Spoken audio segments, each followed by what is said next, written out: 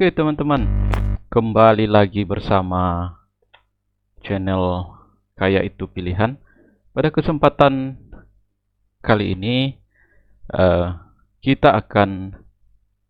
saya akan mengajak Anda untuk berdiskusi tentang 4 aturan tentang kerja otak kita. Nah, berdasarkan buku yang ditulis oleh buku yang berjudul Brain Rules yang ditulis oleh Profesor John Medina, seorang pakar dari ilmu otak atau neurologi, menyimpulkan bahwa ada ada empat aturan dalam otak kita, dalam cara kerja otak kita yang layak untuk kita simak bersama. Apa saja aturan tersebut? Mari kita bahas lebih mendalam. Jadi yang pertama adalah exercise does improve your brain.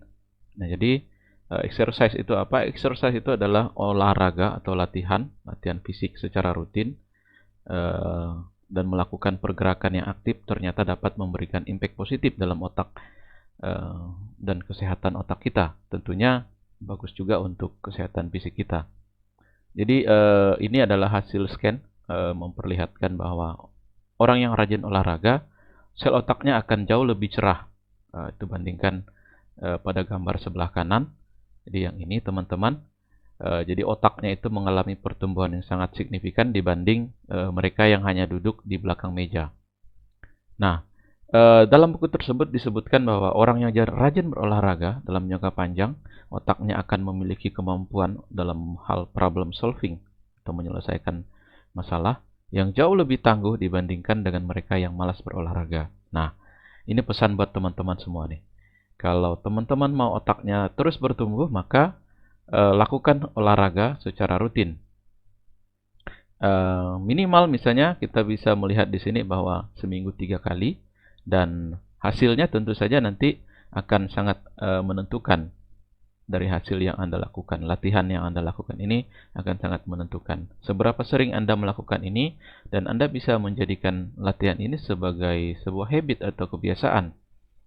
So, kita lanjut pada pembahasan yang kedua. Nah, ini tentang multitasking, teman-teman. Multitasking itu adalah sebuah mitos yang ternyata setelah diketahui bahwa ketika kita melakukan banyak hal dalam satu waktu, maka kita bukan hanya semakin produktif, tetapi malah semakin tidak produktif. Nah, Anda bisa lihat bahwa di gambar ini sambil melihat laporan, orang ini bercukur dan mengkonsumsi kopi di sini, minuman. Nah, jadi tentu saja ini sangat tidak bagus untuk otak kita. Sebab menurut John Medina, otak kita bekerja secara sekuens atau berurutan dan tidak bisa dipaksa secara paralel. Nah, ini artinya ketika kita melakukan satu pekerjaan atau beberapa pekerjaan pada satu waktu, maka otak kita akan cenderung semakin melemah, seperti itu. Nah, studi juga menunjukkan bahwa melakukan multitasking, misalnya menulis laporan, lalu mengecek notifikasi atau scroll sosial media, akan semakin menurunkan produktivitas kita secara signifikan. Jadi jangan remehkan ini ya teman-teman.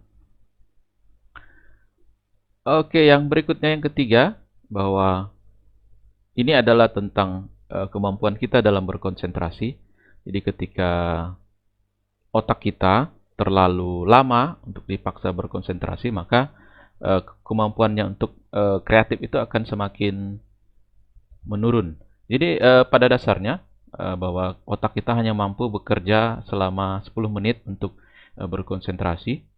Mengapa ini bisa terjadi, teman-teman? Nah, menurut buku John Medina yang dalam berjudul Brain Rules tadi, bahwa ketika mendengarkan presentasi, meeting, dan ceramah, otak kita ternyata hanya mampu bertahan untuk menaruh perhatian maksimal 10 menit.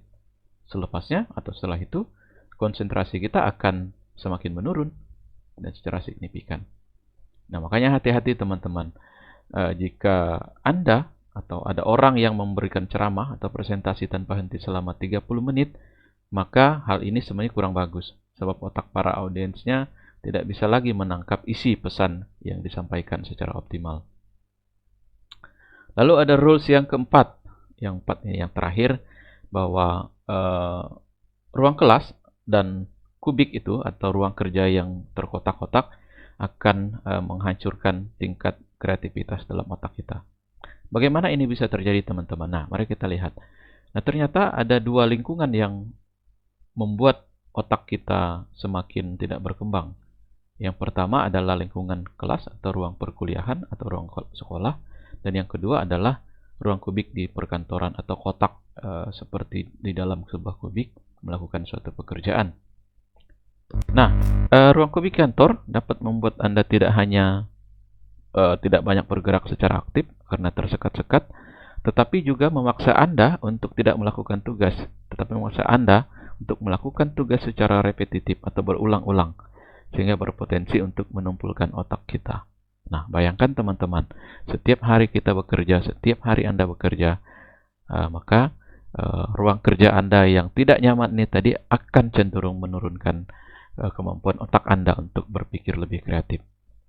Lalu teman-teman, jadi ini kesimpulan yang bisa kita ambil dari pembahasan kita kali ini, bahwa ada 4 hal tadi yang kita bahas di sini tentang cara kerja otak.